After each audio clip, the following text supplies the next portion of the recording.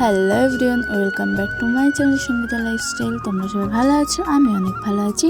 দেখো ঘুম থেকে উঠে গেছি সকালবেলা, চাদরও গায়ে দিয়েছিলাম একটা। আর দেখো সকালের ওয়েদারটা, কি দারুণ তাই না লাগছে শীতকালের ওয়েদার। এখানে একটু রাস্তাতে চলে গেছিলাম, একটু পরোটা এনেছিলাম। আর এখানে দেখো আমার পাখি কি করছে। ততক্ষণে আমি কাজবাজ অনেক করেছি গাইস। তারপরে দেখো স্নানও করে নিয়েছি, এই যে মাথাতে দেওয়া। দেখো ভাতও বসিয়ে দিয়েছি। আর এখানে টমেটো, পেঁয়াজ, কাঁচা লঙ্কা, ধনেপাতা আর আদা রসুন পেস্ট করে নিয়েছি। দাঁড়া দেখাচ্ছি কি রান্না করব।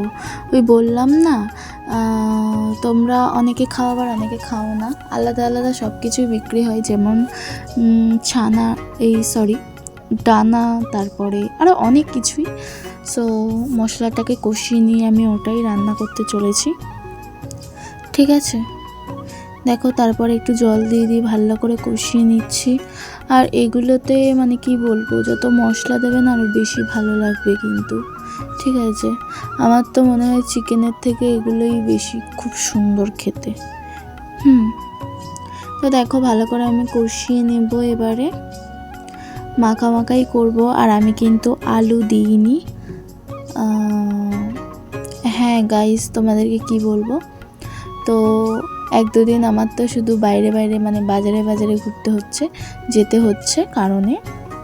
তো যাই হোক, দেখো তরকারিতে হালকা পাতলা একটু জল দিয়ে দিয়েছি। আর এটাতে না খুবই তেল ছাড়ে, তেল ওঠে, ঠিক আছে। তেল অল্প দিলেও চলতো, বাট আমি একটু বেশি দিয়েছিলাম হয়তো। যাই হোক, নেক্সট ব্লগটা কিন্তু অনেক সুন্দর আসতে চলেছে। প্লিজ যারা চ্যানেলটা সাবস্ক্রাইব করেনি সাবস্ক্রাইব করে দিও। এখানে দেখো এই যে দুপুরের মেনু আমার এটাই। এই যে তারপর বেরিয়ে পড়েছি ওই যে লক্ষ্মীকান্তপুর যাব বলে। দাঁড়াও কি নেব সব কিছু তো শেয়ার করতে পারবো না, কি নিয়ে এসেছি সেটা শেয়ার করব। দেখো তারপরে রাস্তাতে এই যে গাড়িতে উঠে গেছি আমি, দেখতেই পাচ্ছ তোমরা। দুপুরে ফাঁকায় বেশ ভালোই লাগে। এখানে দেখো স্টার্ট করে দিয়েছে। বাইরেটা দেখো কি দারুণ লাগছে তাই না। আর দেখো এখানে কিন্তু আমি বাজারে ঢুকে গেছি, খুব ভিড়, অতটা ভিড় নেই। দেখো আমি তো উপাস হব, তাই একটা কি বড় লরি, চাকাগুলো দেখো তো, কি বড়। দেখো ওদিকে যাবো এবারে আমি। সো যাচ্ছি, অ্যাকচুয়ালি যাচ্ছিলাম নারকেল কিনতে, বাট ওদিকে পাইনি। তারপর এখান থেকে নারকেল কিনলাম, বাড়িতে চলে এসেছি। আর এটা হচ্ছে মোরব্বা খাবো। আর গাইস নারকেলের কি দাম ভাবতে পারবে না, 40-50-100 টাকা করে নারকেল সব। এবারে কাটবো, ভাঙবো নারকেলটা। দেখো নারকেলগুলো ভেঙে নিয়েছি। হ্যাঁ এতগুলো নারকেল আমাকে কুড়াতে হবে, বাট কোনো সমস্যা নেই, কুড়িয়ে নেব। দেখো নারকেলের জলও বেরিয়েছে। দেখো তারপরে নারকেলটাও কুড়িয়ে নিলাম। হ্যাঁ গাইস, দেখতে তো অনেক ভালো লাগে, বাট কি বলতো, করেছি অনেক কষ্ট করে কুড়িয়েছি। দেখতেই পাচ্ছ তোমরা নারকেলটা।